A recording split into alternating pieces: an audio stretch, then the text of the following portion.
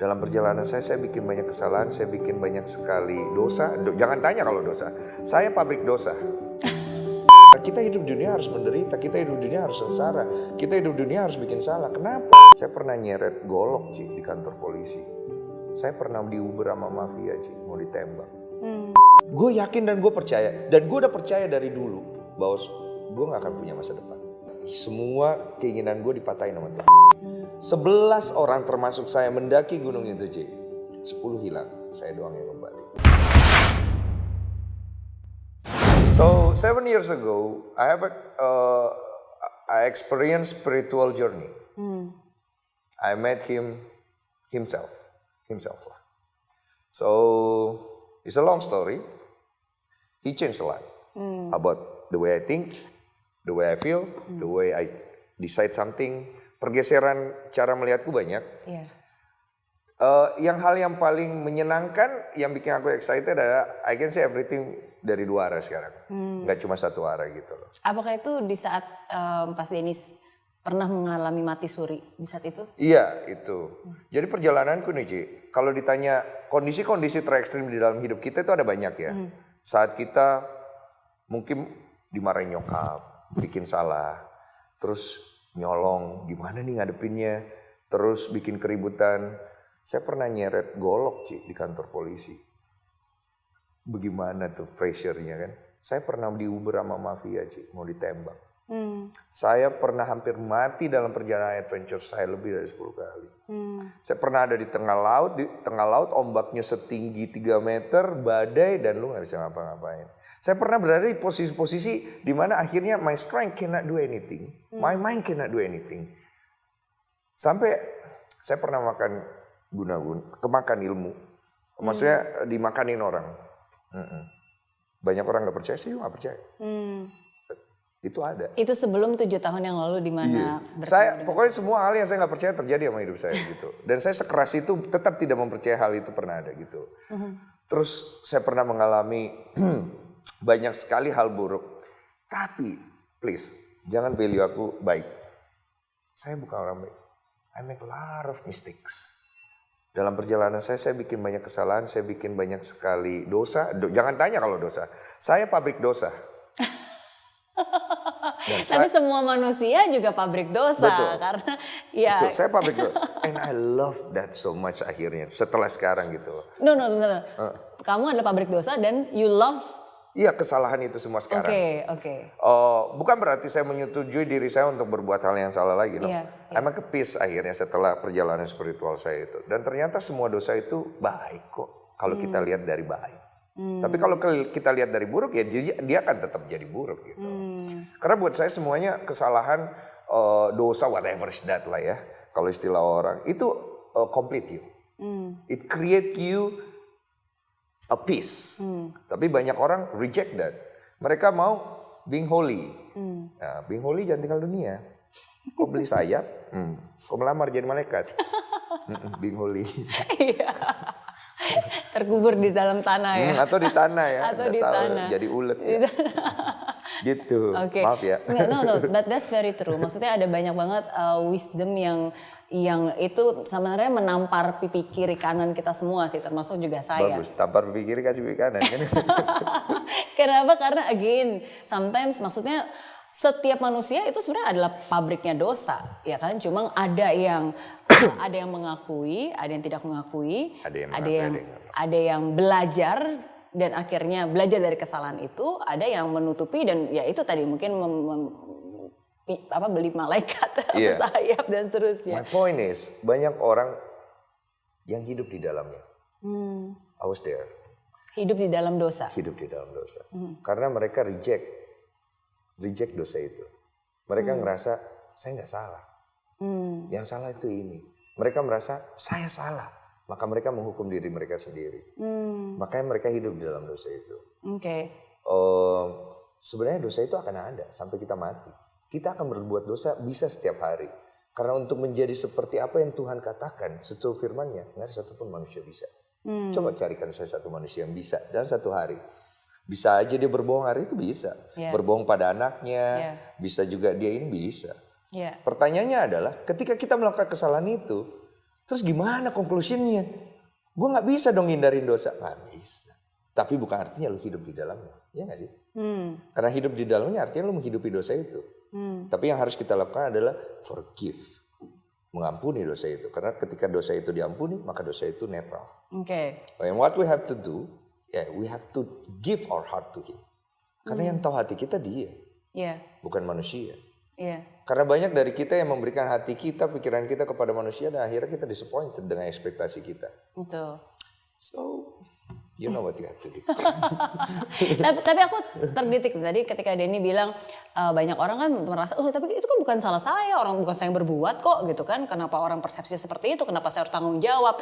Oke, nah ini kan ada orang yang apapun yang kita perbuat pasti kita harus tanggung jawab. Tapi kalau kita tidak perbuat harus bertanggung jawab dan itu bukan salah kita. Terus gimana? And you've experienced that before. Iya. Benar nggak? Maksudnya di saat semua orang misalnya ada yang mengklaim bahwa kamu menghamili anak orang, udah gitu juga itu pantas dong untuk kamu bilang bahwa loh itu bukan salah saya. Iya nggak? Ada salah saya, tapi tidak whole salah saya. Karena akhirnya saya bersepakat sama diri saya dan pokoknya perjalanan spiritual saya itu saya bersepakat sekali akhirnya. Karena di dalam diri kita tuh seperti ada dua kita tahu. Kadang-kadang satu ngomong apa tahu. Iya. Jadi ada masa lalu kita juga yang ikutan ngomong, yang kita nggak mau terima pendapatnya. Ada gitu loh. Akhirnya aku bersepakat bahwa kita tuh pasti salah, udah terima aja. Hidup tuh pasti menderita, yes. Hidup tuh pasti sengsara, udah definitely 100%. Kalau lu belum bisa nerima itu, batinmu akan selama kamu hidup tuh nggak akan pernah tenang. Karena itu memang penciptaan manusia untuk itu. Karena kita hidup di dunia harus menderita, kita hidup di dunia harus sengsara, kita hidup di dunia harus bikin salah. Kenapa? Karena itu adalah faktor terpenting dari developmentnya sampai menuju ke yang wisdomnya, dewasanya dan segala macam. Cuma banyak orang yang akhirnya nggak bisa dapat itu, dia reject that. Gua nggak boleh bikin salah, malu. Gue gak boleh bikin salah pencitraan, gue pengen kelihatan bagus. Gue gak boleh bikin salah karena gue pengen kelihatan keren and so on gitu loh. But it's okay gitu loh. Karena itu kan fase demi fase gitu loh. Tapi banyak yang akhirnya orang belok ya. Aku salah satunya. Kenapa aku bisa berbicara mungkin terlihat sekeren ini? Sorry about that. Gue gak keren sama sekali because of God. He helped me. Kalau dia help me, gue yakin dan gue percaya. Dan gue udah percaya dari dulu bahwa gue gak akan punya masa depan. Gue adalah orang yang yakin untuk maju. Tapi gue adalah orang yang tidak punya ekspektasi kedepannya gue akan jadi seperti apa hidupnya. Karena gue udah semua keinginan gue dipatahin sama Tuhan. Dipatah-patahin. Jadi kalau kalian di rumah terus kemudian kalian berpikir, kok gue gak dapet ini? Udah. Ikhlasin. Kalian belum tahu berapa banyak dipatahin dan ada yang lebih parah dari saya. Hampir semua goal dia dalam hidup dipatahin sama Tuhan. Jadi karena mungkin bukan itu purpose yang Tuhan mau untuk hidupnya dia. Bukan itu. Cuman pada saat kita berada di momen itu, pada saat kita lagi semangat-semangatnya dan semua itu dipatahin, itu rasanya sakit banget kan. Apalagi urusan perasaan dan cinta. Perih kali itu pasti. Banyak kali dipatahin. Ntar kita ngomongin urusan patah hati dan cinta ya. Tapi kerasa nggak sih bahwa Denny Sumargo itu berbeda banget? Kalau tadi sebelum ini kan Denny cerita bahwa saya nggak percaya dengan Tuhan. Tuhan itu nggak ada di saat saya susah.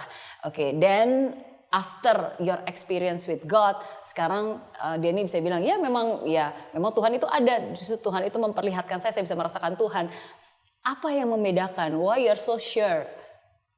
Apa yang spiritual experience apa yang terjadi? Panjang sih. Itu bisa 3 sesi itu. Saya bisa bikin kelas itu. Bisa mendaftar itu. Singkatnya sih sebenarnya waktu itu aku mengalami kondisi yang, karena aku kan sebenarnya banyak sekali ngalami kejatuhan. Jatuh pasti down. Batin pasti terluka. Dan aku kuat untuk ngelewatin itu dengan my mind, my will, determinasiku, jangan tanyalah. Survive instingku tuh tinggi banget. Tapi ada hari dimana ternyata kok gue gak kuat ya. Dan hatiku tuh dulu kalau kita terluka tuh hati tuh tergores, sakit. Ini udah bukan tergores lagi, hancur berkeping-keping. Dan aku ngelihat hatiku sendiri, gue gak bisa fix it. Dulu kalau hati kita tergores gitu kan, kita kan pasti pakai distraction, pakai motivasi, denger di telinga. But sekarang itu nggak bisa. Itu mungkin bisa help you. But kalau hancur berkeping-keping pakai apa? Coba kasih tahu saya cara. Nggak ada. Dan itu aku alami. Dan akhirnya aku stres. Dan itu almost crazy, gila. Karena saya bisa dengar banyak suara. So at that time, I hear a small voice. Di antara begitu banyak suara. Follow me. Follow me. Aku bilang. Lu kan nyari gua. Kayak lu kan bahasa kitanya tuh lu kan nyari gua. Gua bilang siapa ini? Gitu. Udah. So I follow the voice. Gue pergi ke gereja, Ci. Saya doa.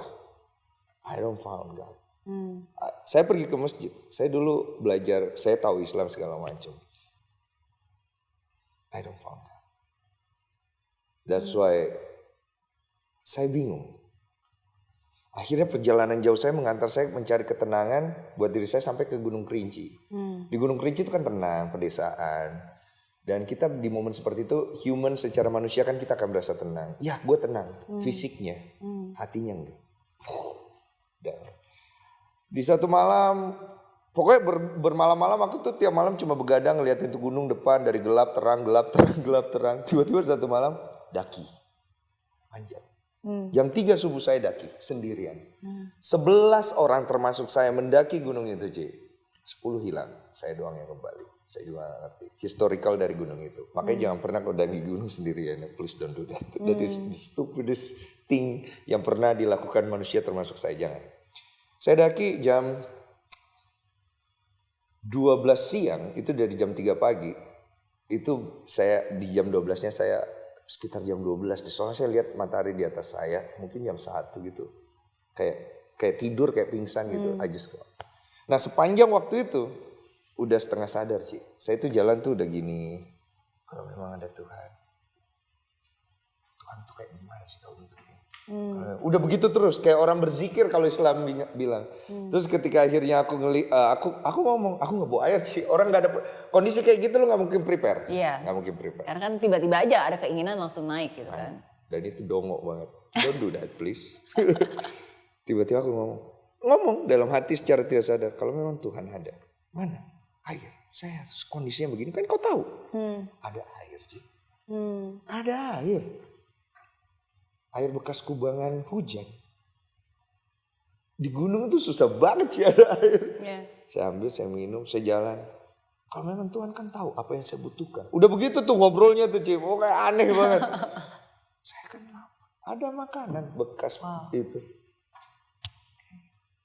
Terus terakhir itu udah karena kurang makan sih sebenarnya saya itu bukan kenapa-napa kurang makan. Terus saya jatuh di tanah. Terus saya ngomong di tanah. Air mata saya jatuh waktu itu. Saya ingat banget karena saya udah sedih kali kayak mungkin ya. Saya bilang berbisik pada bumi tapi didengarkan lagi. Saya masuk ke satu dimension. Itu panjang Ci ceritanya. Di dalam situ panjang banget tuh Ci. Disitulah akhirnya saya bilang pertama kali saya experience dia. Saya bilang, Tuhan tahu nggak? Aku ngomong nih.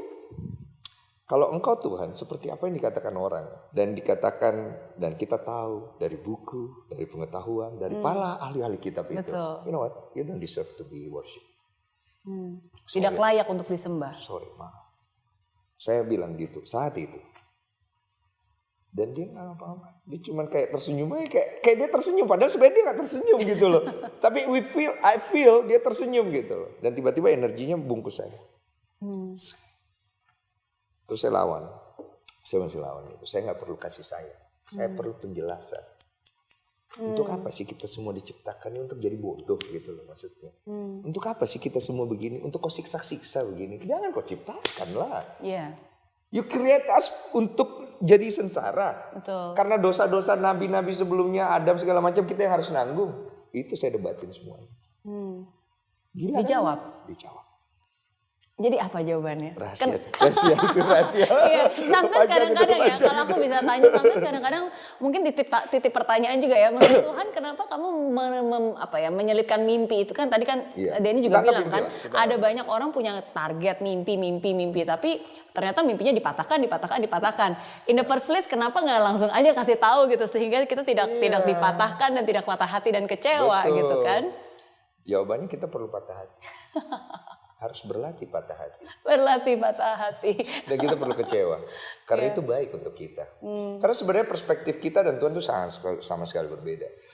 Kita melihat baik dan buruk. Baik itu baik, buruk itu buruk. Kalau Tuhan tidak begitu. Baik dan buruk baik. Explain yourself. Dengan cara seperti itu udah pokoknya baik. Karena kalau baik dari sisi sini, kan baik itu perspektif. Kamu baik ke anakmu yang satu, yang kedua belum tentu kan dia bisa melihat kamu nggak baik. Perspektif. Oke, baik itu kan punya dua sisi mata uang. Buruk pun punya dua sisi mata uang. Betul. Dan itu berkesinambungan satu sama lain. Sama halnya kayak gelap. Kalau nggak ada terang. Kalau semua baik, bagaimana kita bisa tahu orang baik? Kita nggak tahu. Kalau semua baik-baik aja, bagaimana kita tahu itu buruk? Kita nggak tahu. Dan kalau semua baik-baik aja, apakah mungkin tanpa ada yang buruk? Kalau kita terus kenyang, apa kita tahu lapar? Kan nggak mungkin. Jadi ternyata semua tuh udah diciptakan sama Tuhan seindah itu, sesempurna itu, yang melengkapi satu sama lain. So akhirnya aku ngerti bahwa hidup tuh nggak perlu terlalu bagaimana, yang penting balance. Karena keseimbangan itu yang akan membuat kita punya peace, punya love, punya compassion, punya empathy, dan lain-lain. Gitu. That's very true. Saya termasuk salah satu orang yang juga cukup perfeksionis dan sometimes kadang-kadang ketika kita berada di bawah is okay lah to make mistake, bener nggak sih? Ya udah, toh kita udah berada di titik paling bawah. Tapi ketika kita sudah mulai berhasil gitu, sometimes our tolerance to mistakes itu jadi kayak, aduh nggak boleh nih buat kesalahan, aduh ini aib nih salah nih, aduh ini kayak gagal nih kalau kita salah gitu. Tapi benar seperti yang kalian bilang, kita harus berdamai dengan kesalahan. Karena it's not that we cannot make mistakes, sometimes we make mistake, but eventually mistake makes us. Ya nggak sih, kita berbuat salah. Betul, tapi kan justru salah itu yang membentuk kita kan. Kalau nggak ada mistakes ya kita nggak mungkin bisa menjadi seperti kita yang sekarang. Saya dari dulu sebenarnya berdoa, tapi isi doa saya itu argumentasi semua. Karena ketika kita merasa diri kita tuh dekat sama Tuhan atau apa segala macam, sorry, itu tidak baik.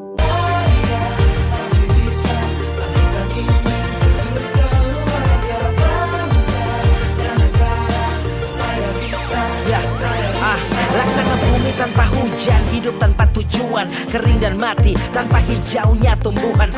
Demikian kalau mimpi tak kunjung terjadi.